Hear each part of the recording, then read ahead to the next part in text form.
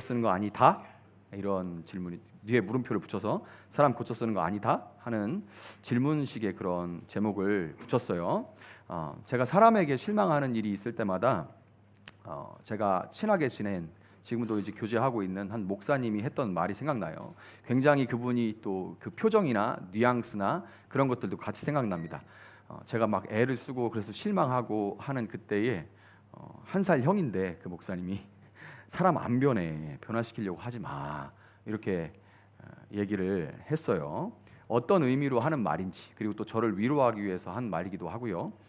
그런 말인지 어떤 뜻인지 알고 있고 굉장히 현실적인 말이기도 하죠. 하지만 여러분들도 그런 말 쓸 거예요. 사람 안 변해.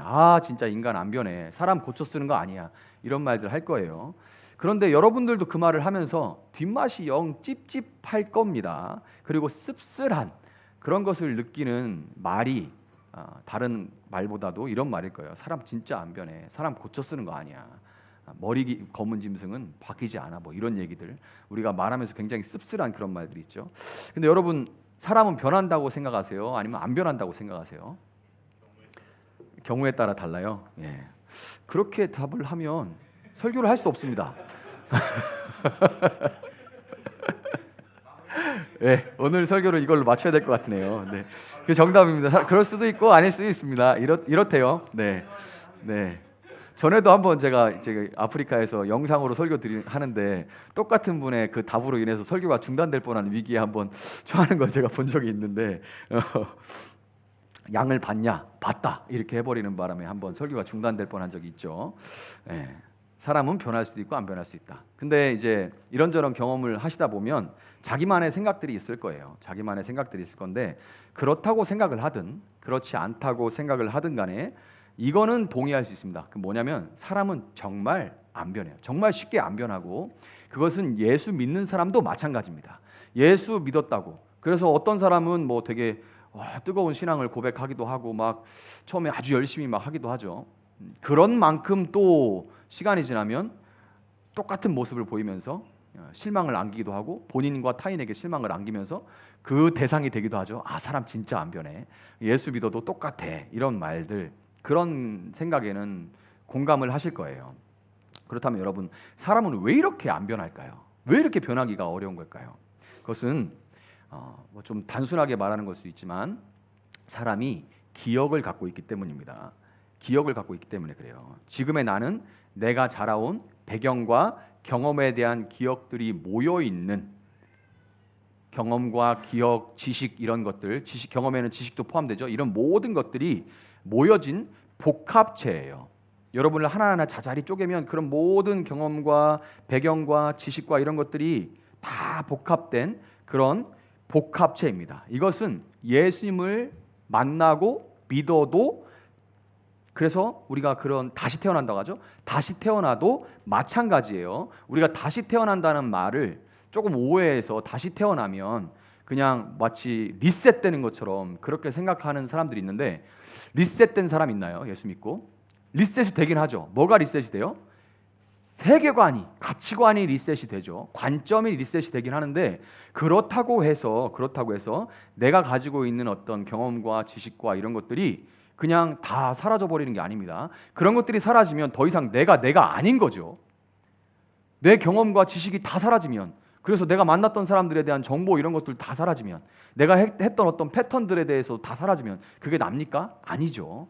그래서 우리는 쉽게 변하지 않는 것이고 사람은 이런 기억들을 가지고 있는데 더군다나 사람의 본성상 좋은 기억보다는 아프고 쓰린 부정적인 기억이 더 강렬하게 남아서 저도 인간이기 때문에 저에게 막 큰 데미지를 줬던 어떤 상처와 이런 일들에 대해서는 꺼려해요. 나 거기 안 갈 거야. 나 거기 안 만날 거야. 불편해. 이렇게 돼요. 저도 그래요. 그래서 사람은 이런 아픈 기억이 더 강렬하게 남아 있습니다. 그래서 지금 내가 세상을 바라보는 방식과 그에 따른 선택과 행동에 생생하게 영향을 미쳐요. 그래서 사람이 쉽게 바뀌지 않는 겁니다. 그렇다면 사람이 이렇게 쉽게 바뀌지 않는 것에 우리 모두가 동의하는데 사람은 변하느냐 변하지 않느냐에 대해 성경은 뭐라고 말하고 있는지 한번 살펴봅시다. 결론적으로 말하면 오늘 본문을 통해서 결론적으로 말하면 성경은 사람은 변한다고 말합니다. 성경은 굉장히 긍정적으로 말해요. 사람은 변한다, 변할 수 있다 이렇게 말을 합니다. 그런데 성경이 사람은 변할 수 있다 이렇게 얘기를 하는데 남들은 그렇다 치고 나는 왜 이렇게 안 변할까요? 나는 왜 이렇게 안 변할까요? 그것은 본문 15절에서 볼 수 있듯이 우리가 하나님의 말씀인 성경을 통해서 예수님을 믿고 예수님 안에 거하는 것, 예수님을 믿고 예수님 안에 거하는 것, 다시 말해서 인격적으로 예수님을 만나고 교제하며 알아가고 있지 못하기 때문에 그래요. 그래서 내가 정말 안 변하는 거예요. 우리 신앙생활 하면서 종종 이런 생각들을 합니다. 그리고 이런 고백들을 하는 걸 여러분 종종 접해봤을 거예요. 뭐냐면 저는 기도회 때 아니면 우리 청소년들 수련회 한 것처럼 어떤 수련회 때 예수님을 인격적으로 만났어요. 예수님 인격적으로 만났어요 하면 여러분 어떤 생각이 들어요? 되게 뭔가 나하고는 다른 것 같고 예수님은 사람 대 사람으로 만났다고? 와, 환상을 봤나? 와, 뭔가 이렇게 막 불이 떨어지는 어떤 그런 경험을 했나? 와, 진짜 무슨 환상을 봤나? 예수님이 말을 걸어오셨나? 뭐 이런 또 간증들까지 같이 접하면 더 거의 확실해지죠. 그래서 와, 저 사람은 뭔가 나랑 다른 사람, 나는 아직 그런 경험이 없는데 그런 거 경험한 뭔가 특별한 사람, 이렇게 생각하는 경우가 많아요. 그런데 요한복음 1장은 뭐라고 말하냐면요, 말씀이 곧 하나님이시다 이렇게 말합니다. 말씀이 곧 하나님이시다. 그리고 그 말씀이 육신, 이 몸이 되어서 우리 가운데 사신 분이 바로 예수님이다 이렇게 말합니다. 말씀이 곧 하나님인데 그 하나님이 육신으로 우리 가운데 같이 사신 분이 바로 예수님이다 이렇게 말을 해요. 말씀이신 예수님이 이 땅에서 직접 하신 말씀과 말씀이신 예수님에 대해, 곧 말씀이신 그 예수님에 대해 기록한 것이 바로 성경이기 때문에요. 여러분, 인격적으로 예수님을 만났다는 말은 다름 아니라 바로 성경을 인격적으로 만났다라는 그런 의미예요. 다른 말 아닙니다. 성경을 인격적으로 만났다, 그런 말이에요. 이게 무슨 말이냐? 인격적인 만남이라는 것은 자유롭게 선택하고 그 선택에 대해서 책임을 지는 한 존재와 또 다른 존재가 소통하는 것을 인격적으로 만났다고 합니다. 일방적으로 한 사람의 인격이 멸시된 상태에서, 무시된 상태에서 그냥 뭐 주고받는 것을 이렇게 소통한다고 인격적인 만남이라고 말하지 않죠. 말씀이라는 단어 자체가 듣는다는 것을 포함하고 있어요. 말씀이라는 말 자체가 듣는다는 걸 포함하고 있어요. 왜냐하면 어떻게 듣지 않고 말만 할 수가 있겠습니까? 그러니까 하나님은 말씀이시다라고 할 때 그 말씀이라는 단어 자체에 듣는다는 의미가 담겨 있어요. 그러니까 왜냐하면 말하고 듣지 않고 말만 하는 건 있을 수가 없으니까요.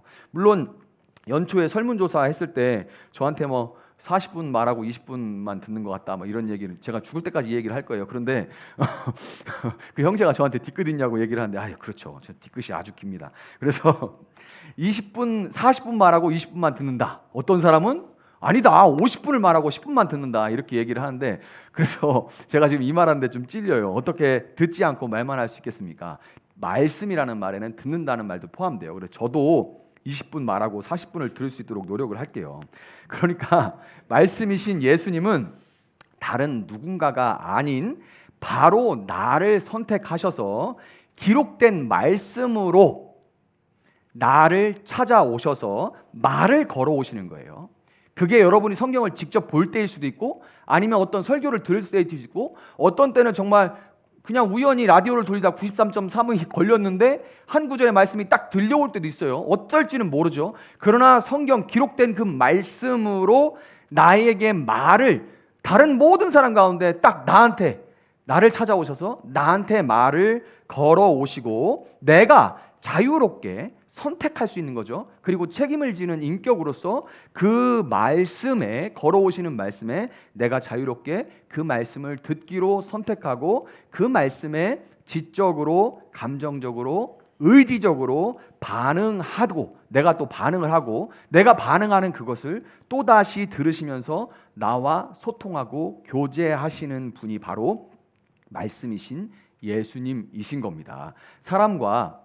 사람이 만나서 소통하는 가운데도 어떤 사람을 만나면 막 가슴이 뛰는 사람도 있어요. 그 사람 말을 들으면 막 희망이 생기는 그런 사람도 있죠. 가슴이 뛰거나 뭉클하거나 말을 또 되게 짠하게 하는 사람도 있어요. 막 뭉클하거나 아니면 막 가슴이 뜨거워질 수도 있죠. 그렇게 어떤 사람과 만나서 말을 나눌 때 그런 반응이 나타날 수 있는 것처럼 말씀이신 예수님을 만났을 때도 여러 가지 반응들이 나타날 수가 있는데 여러 가지 반응들이 사람의 기질과 환경과 형편과 처지에 따라 나타날 수 있습니다.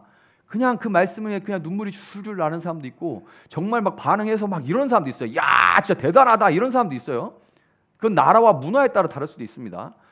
여러분처럼 이렇게 조용히 앉아서 듣는 문화가 아닌데도 있어요. 막 아주 교제가 활발하게 이 설교 가운데도 일어나는 그런 문화들도 있어요. 자, 이렇게 어떤 반응이 나타나느냐가 중요한 게 아니라 정말 중요한 것은 어떤 모습이든 내가 예수님을 만났고 이제 그 예수님과 교제가 시작됐다라는 것이 중요한 겁니다.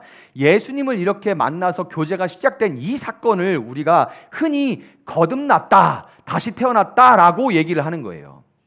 이게 바로 거듭났다는 의미입니다. 그런데 사람 한 번 만났다고 그 사람에 대해서 다 안다고 말할 수가 없듯이 거듭났다는 것은 예수님을 인식하고 소통을 시작할 수 있다는 존재가 된 거지 그 사람 한 번 만났다고 그 사람을 다 안다고 얘기할 수 있는 것은 아닌 거예요. 자, 우리는 흔히 인간관계 진짜 중요해 이런 말을 잘 합니다. 그리고 이런 말을 하는 것은 사회생활 해본 사람이 사회생활 아직 초짜나 아직 안 해본 사람한테 야, 인간관계 진짜 중요해, 사람 관리 잘해야 돼 이런 말들을 하는데 이거는 사회생활을 하는 데 있어서 인맥이 얼마나 중요한지를 강조하는 그런 말이기도 하지만 인간관계가 중요하다는 말의 이면에는 또 어떤 의미가 있냐면 부부관계, 부모 자식 관계, 또 친구나 애인 관계, 이런 아주 나와 가까운 관계가 사람의 인생에 큰 영향을 미친다는 의미이기도 해요. 인간관계 정말 중요하죠.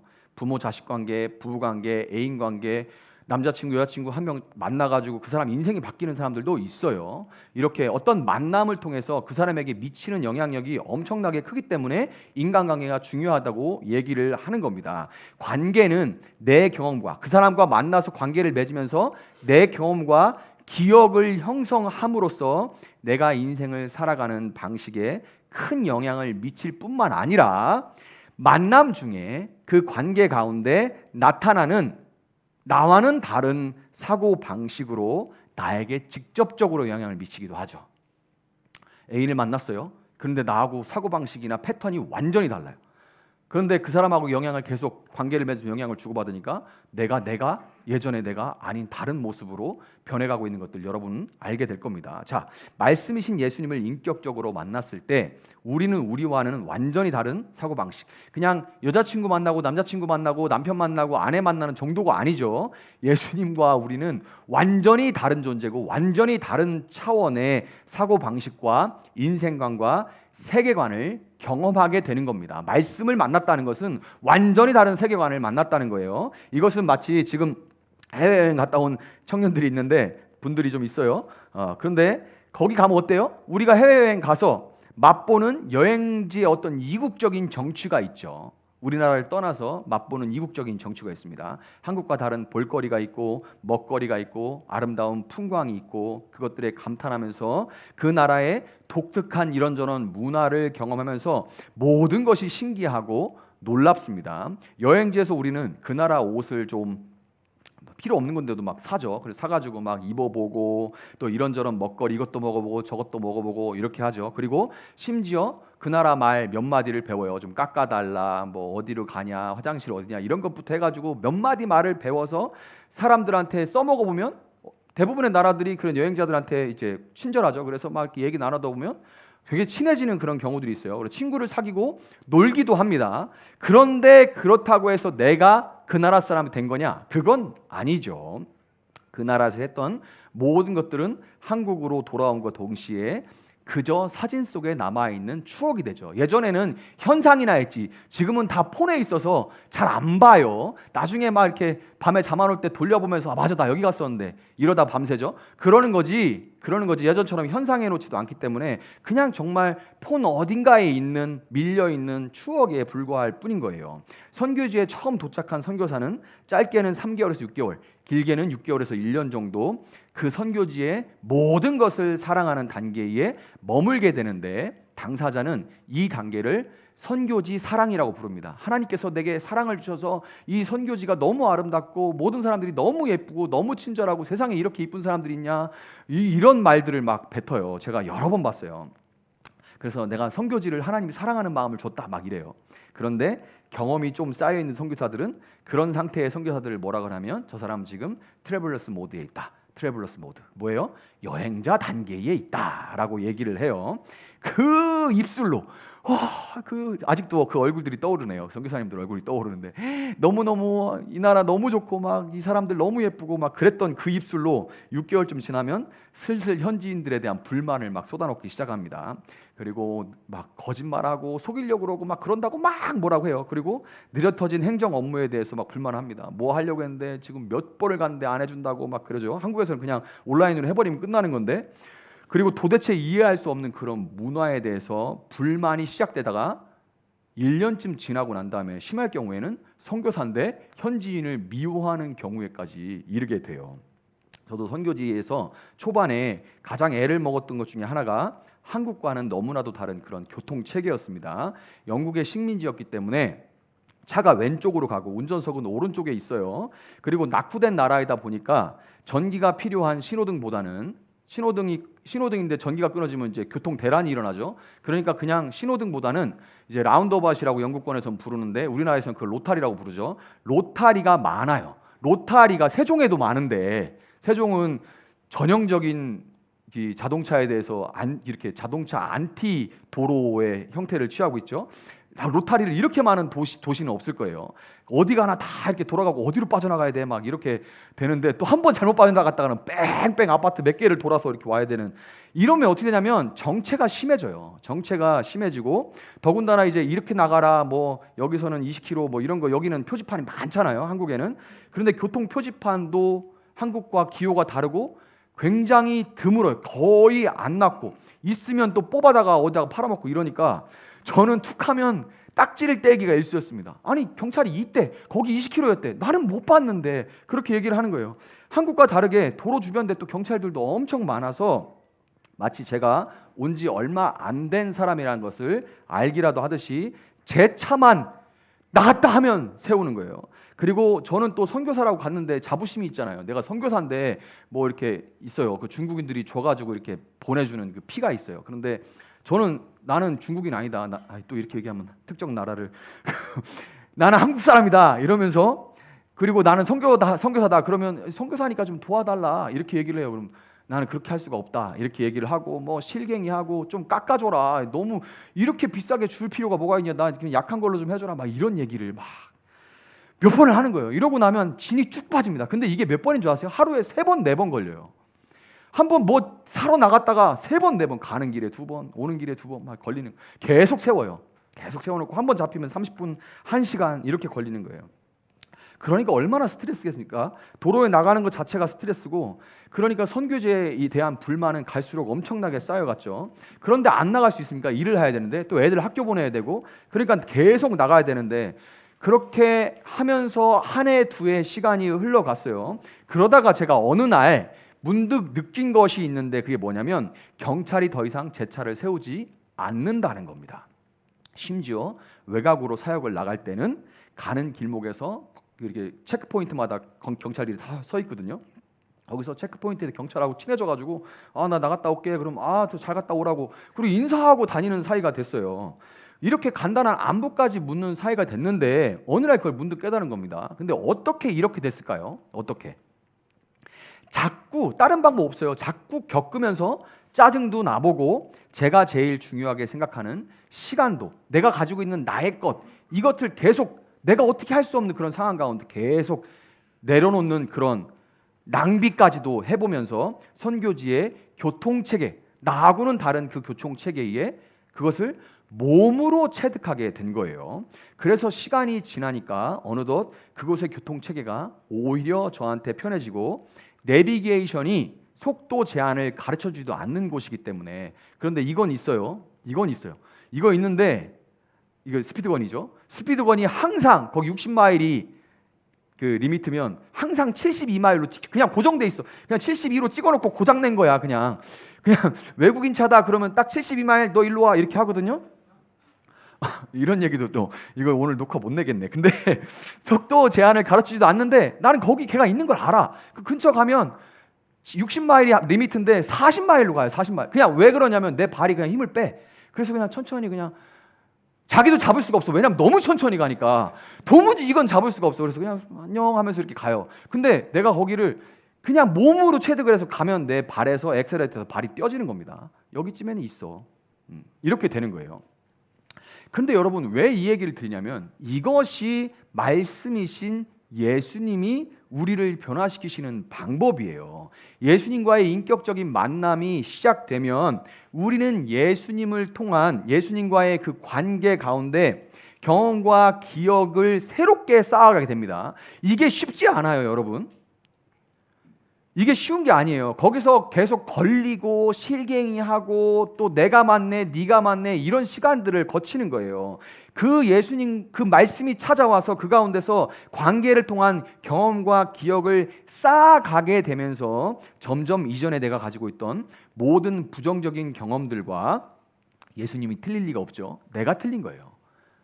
내가 잘못된 거죠. 그런데 그게 인정이 안 되는 거죠. 그래서 그거 갖다 실갱이를 하면서 그 가운데서 점점 내 안에 있는 부정적인 경험들과 왜곡된 기억, 오해와 편견과 잘못된 그런 인식으로 인한 혐오감 이런 것들 그리고 다른 사람들에 대한 평가와 시선에 의해 만들어진 세상을 바라보는 방식이 변화되게 되고 그것에 기인한 내 관점이 달라지게 되니까 그것에 기인한 성택과 행동도 변화되게 되는 겁니다. 이것이 예수님의 방식이에요. 자, 히브리서 4장 12절을 보면 이런 말씀이 있습니다. 하나님의 말씀은 살아있고 힘이 있어서 어떤 양날 칼보다도 더 날카롭습니다. 그래서 사람 속을 꿰뚫어 혼과 영을 갈라내고 관절과 골수를 갈라놓기까지 하며 마음에 품은 생각과 의도를 밝혀냅니다. 아멘. 이렇게 말해요. 말씀이신 예수님과의 교제가 시작되면 마치 의사가 환자의 환부를 진단하고 환자의 동의하에 치료를 시작하듯이 진리이신 예수님께서 우리 안에 있는 모든 잘못된 거짓된 것들을 다 헤집어 보시고 진단하시고 우리에게 도전하시고 마침내 우리가 그렇네요 라고 동의하고 그분의 치료에 동의하고 치료에 협조하도록 예수님은 만들어 가세요. 이것을 오늘 본문에서는 뭐라고 하냐면 말씀이 너희에게 유익하니 말씀은 이렇게 한다고 하죠. 뭐라고 해요? 교훈하고 책망하고 바르게 하고 의로 교육한다라고 얘기를 하는 겁니다. 말씀이 누구라고 했어요? 말씀이 곧 하나님이시고 하나님이신 말씀이 이 땅 가운데 몸으로 오신 분이 바로 예수님이라고 말씀을 드렸죠. 교훈하고 책망하고 바르게 하고 의로 교육하게 한다는 것은 누구와 이루어지는 거예요? 말씀으로 이 땅에 오신 몸으로 오신 예수님과의 관계 속에서 한 사람과 한 사람의 관계 속에서 일어나는 일이에요. 자, 그러니까 되게 멋진 말인 것 같지만 그러나 한 사람과 한 사람의 관계 속에서 일어난다는 것, 교훈하고 책망하고 바르게 하고 의로 교육하는 일이 한 사람과 한 사람의 관계 속에서 일어난다는 사실은 그 이면에는 지지고 볶는 지난한 과정이란 얘기입니다. 이거 진짜 지지고 볶는 과정이에요. 정말 징글징글한 과정입니다. 그렇기 때문에 우리는 종종 끊임없이 죄에 넘어지는 우리의 연약한 모습을 보면서 왜 나는 뭔가 나를 확 뒤집어 엎는 저기 지금 TV에 나와서 관증하는 저 사람이 얘기하는 어떤 뜨거운 확실한 어떤 변화가, 어떤 체험이 없나 이렇게 고민을 하게 돼요. 나는 왜 저런 체험이 없지? 저 사람처럼 저런 체험을 하면 나도 좀 확 변할 수 있을 것 같은데, 나도 그냥 확 변해가지고 사람들이 깜짝 놀랄 만한 그런 사람이 될 것 같은데 왜 나는 저런 체험이 없나? 왜 나는 이렇게 살아가고 있나? 왜 나는 똑같은 죄에 또 넘어지고 있고, 왜 나는 오늘도 불안하고 걱정하고 염려하고 이러고 있나? 자, 나도 생각해도 내가 싫다 이러는 생각을 우리가 들 때가 있어요. 많이 있어요. 그럼 왜 나는 저렇게 뜨거운 체험이 없나 고민하는데요. 이런 고민에 인사이트를 주는 글이 있어서 좀 길게 오늘은 인용을 해보려고 합니다. 한번 PPT로 같이 볼게요. 무슨 글이냐면 김수현 작가님, 방송에 많이, 드라마로도 많이 만들어서 유명한 작가죠. 김수현 작가님의 애쓰지 않고 편안하게라는 그 에세이 중에 한 편이 사람은 고쳤을 수 없어요. 오늘 제목이죠. 사람은 고쳤을 수 없어요라는 글입니다. 한번 제가 읽어드릴 테니까 눈으로 한번 따라와 보세요. 부분 제가 좀 이렇게 잘랐습니다. 미래를 준비하지 않는다는 이유로 남편을 끊임없이 지적하는 아내, 반찬통 하나 사는 것까지 비난하는 남편 등 집집마다 사정은 다르지만 비슷한 패턴이 존재했다. 대부분은 상대를 바꾸기 위해 비난을 했고 상처 입은 상대는 비난을 되갚는 식이었다. 대체 왜 사랑하는 이들조차 이러한 갈등을 반복하는 걸까? 우리는 상대가 바뀌어야만 문제가 해결되리라 생각하고 때론 나의 기준에 맞추는 것을 사랑의 증거라고 여기며 예리하게 비난하고 집요하게 강요하면 상대를 바꿀 수 있을 거라 믿었다. 일명 잔소리죠. 하지만 그건 우리가 가진 자율성의 욕구를 과소평가하는 거였다. 비난과 강요는 수치심을 만들고 브라네 브라운의 수치심 권하는 사회에 따르면 수치심을 느낀 사람은 더욱 자기 파괴적인 행동을 한다. 청개구리 행동을 한다는 거죠.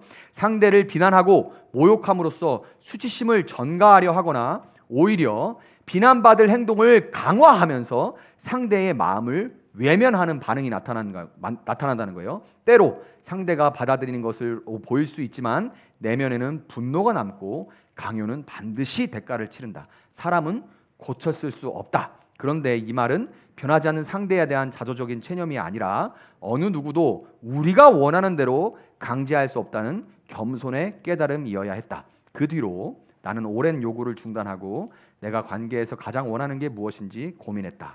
돌이켜보면 우리는 있는 그대로의 자신으로 수용되지 못했고 나 역시도 누군가의 판단과 비난에 상처를 입었다.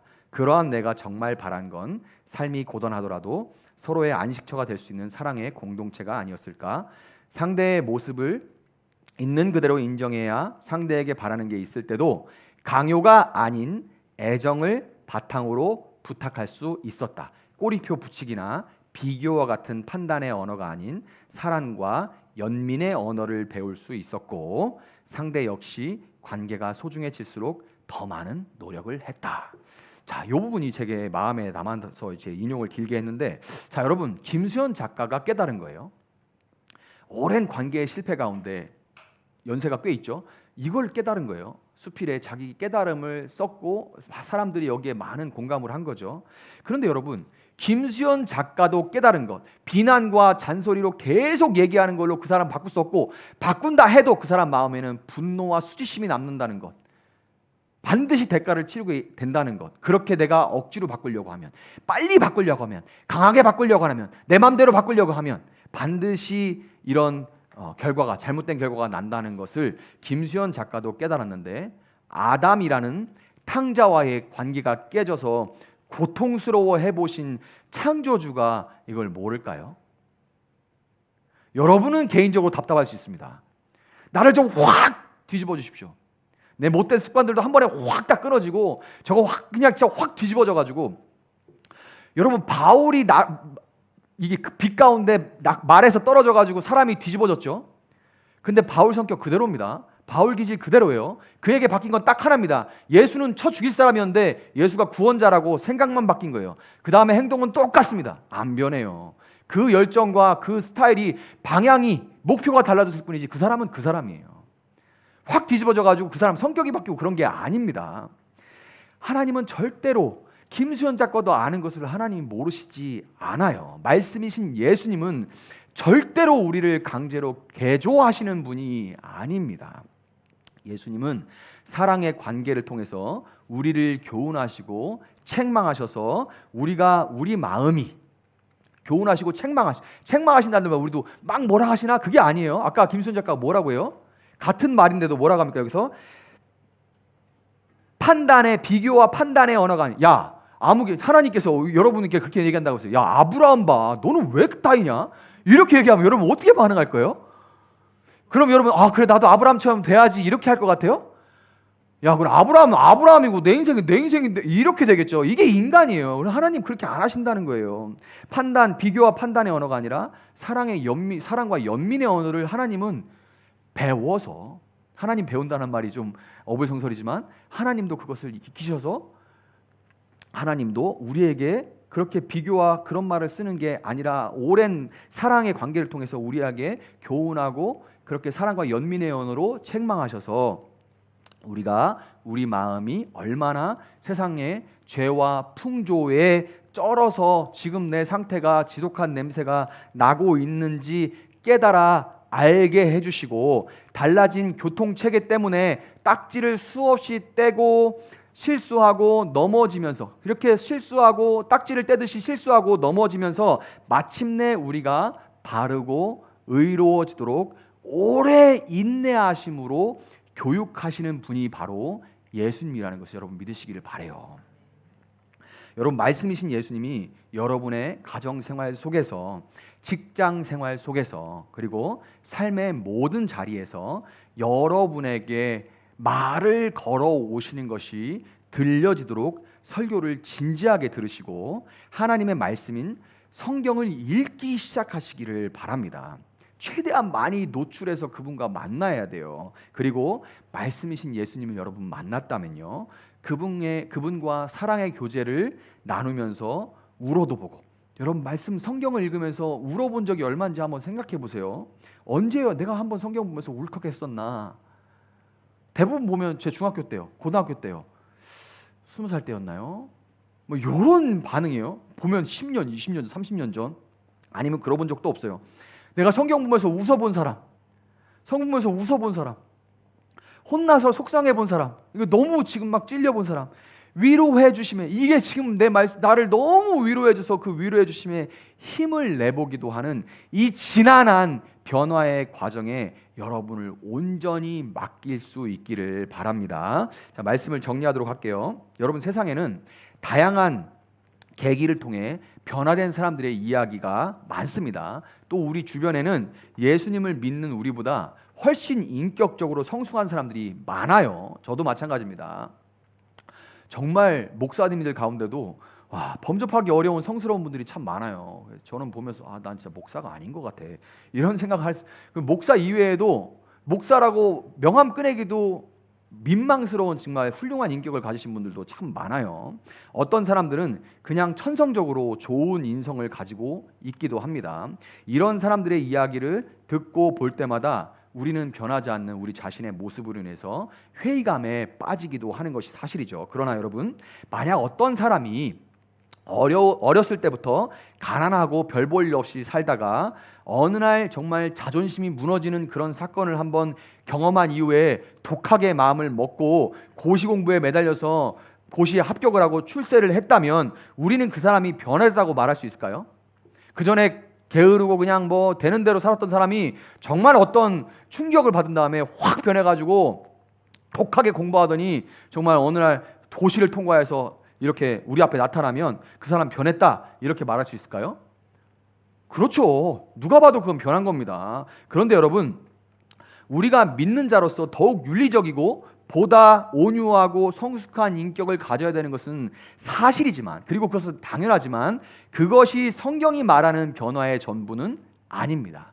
성경이 말하는 변화의 전부가 아니에요. 오늘 본문 17절에서 말씀이신 예수님이 우리에게 원하시는 변화는 하나님의 사람들인 우리가 모든 선한 일을 행하기에 유능하게 만드는 것, 이것이 바로 하나님이 원하시는 변화예요. 누가복음 18장 19절에서 예수님은 선한 분은 오직 하나님 한 분뿐이다 라고 말씀하시기 때문에 선한 일을 행하기에 준비가 되게 만드는 것은 뭐냐면, 그 선한 일이라는 것은 오직 하나님을 위해서만 한 일을 의미하는 겁니다. 그래서 오늘 본문은 디모데후서 3장의 끝절에 지금 위치하고 있는데, 디모데후서 3장의 초반에 뭐가 등장하냐면 말세에 이런 일들이 따를 것이다. 자기를 사랑하여 부모를 거역하고 자기를 사랑하여 뭐하고 자기를 사랑하여 뭐하고, 이게 디모데후서 3장 초반에 나오는 일이에요. 자기를 사랑함으로써 행하는 나타나는 모든 현상들을 이기기 위한 방법으로 제시한 게 뭐냐면 말씀을 대하라는 거죠. 아무리 윤리적이고 아무리 훌륭한 인격을 소유하고 있다 한들 사람이 하나님과의 교제 없이 내가 하는 모든 일은 그저 내 배를 위한 것일 뿐이고요, 내 의를 위한 것일 뿐입니다. 말씀이신 예수님은 한 인생의 전반적인 삶을 통해서 사랑으로 인내하시며 우리가 삶에서 경험하는 모든 일들, 악한 경험들까지 사용하셔서 궁극적으로 우리 자신에게는 소망이 없고 오직 말씀이신 예수님만 선하다고 인정하도록 만드시고, 강권에 막 찍어 눌러가지고 너 행복해, 죽을래 살래, 이게 아니에요. 결국엔 내 입으로 하나님만 선하십니다, 말씀만 정답입니다, 이것만 의롭고 맞습니다 라고 말하도록 인정하도록 만들어 가시고, 그 말씀으로 결국에는 우리를 먹든지 마시든지 무엇을 하든지 오직 하나님의 영광을 위하여 행하는, 때로는 이 일이 사람들이 보기에는 변하지 않은 이상한 모습으로 보일 수도 있는 거예요. 그래서 세상에서 보기에 변하고 그런 이상적인 어떤 변화의 모습이 하나님이 이 성경이 말하는 변화된 모습의 전부가 아니라는 얘기입니다. 그 일을 하나님만을 위한 그 선함을 향한 변화에 우리를 동참하게 만드시고야 마는 분이 바로 하나님이라는 것을 여러분 믿으시기를 바랍니다. 이 변화의 과정이 번데기가 나비가 되는 것처럼 지난한 과정이라고 할지라도, 또 마지막에는 정말 등이 터지는 아픔이, 등이 터져야 날개가 나오죠. 그것처럼 고통까지 따르는 그런 과정이라 할지라도 선한 일을 여러분 가운데서 시작하신 분께서 그리스도 예수의 날까지 그 일을 완성하시리라고 나는 확신합니다. 아멘. 이렇게 담대하게 선포했던 사도 바울처럼 소망 없는 내 모습이 아니라 빛이 있으라 하심에 빛이 있었던 그 하나님께 소망을 두고 그 하나님의 기록된 말씀인 성경을 통해서 말씀이신 예수님과 더욱 깊이 교제하시는 여러분, 또한 우리 세종나비교회가 되기를 예수님의 이름으로 축복합니다.